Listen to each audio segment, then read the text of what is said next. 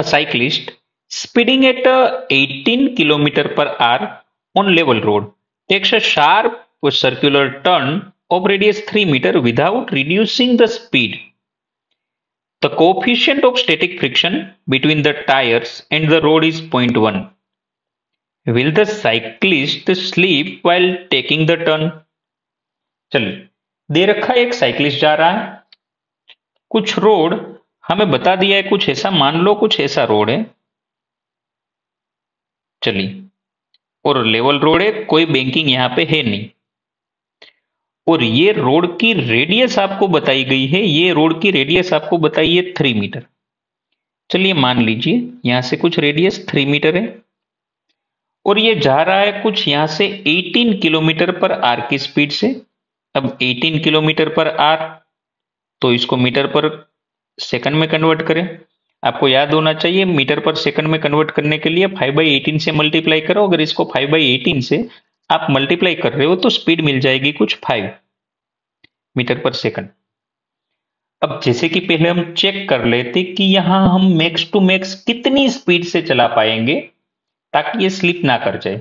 फिर हम देखेंगे कि वो स्पीड कितनी आ रही है, फिर हम देखेंगे कि वो स्पीड 5 मीटर पर सेकंड से कम आ रही है, 5 मीटर पर सेकंड से ज्यादा आ रही है। देख लेते। चलिए मान लीजिए हम साइकिल पे अगर है और अगर हम टर्न ले रहे हैं तो हमें कुछ बाहर की ओर फोर्स फील होगा mv²/r, क्योंकि भाई हम साइकिल पे है। बेहतर है कि आप वही फ्रेम के अंदर बैठ के आप ऑब्जर्वेशन करो, आपको फोर्स कहां फील होगा, mv²/r आपको बाहर की ओर फील होगा। जब भी आप ऐसे सर्कुलर वाले क्वेश्चन कोई भी सोल्व कर रहे हो तो बेटर यही रहेगा कि आप वो फ्रेम में बैठ जाओ। अगर आप वो फ्रेम में बैठ गए तो आपको वो फोर्स बाहर की ओर फील होगा और वो होगा mv²/r। और इसे रोकेगा कौन? अगर ये रफ सरफेस है तो अंदर रोकने वाला फोर्स होगा फ्रिक्शन। अगर ये स्लिप ना कर जाए इसके लिए कंडीशन होगी कि फ्रिक्शन जो है वो max to max mv²/r, sorry mv²/r जितना या तो उससे बड़ा होना चाहिए।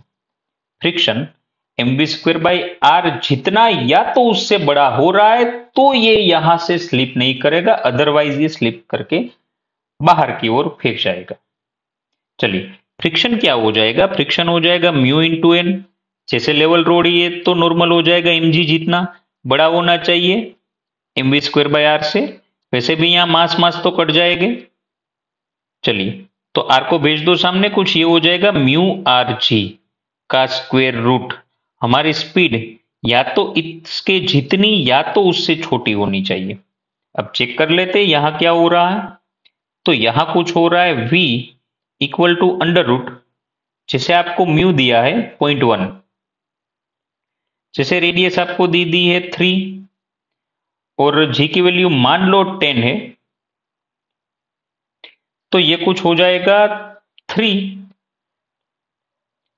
तो 3 का स्क्वायर रूट अगर मैं निकाल लूं तो 1.73 मीटर पर सेकंड।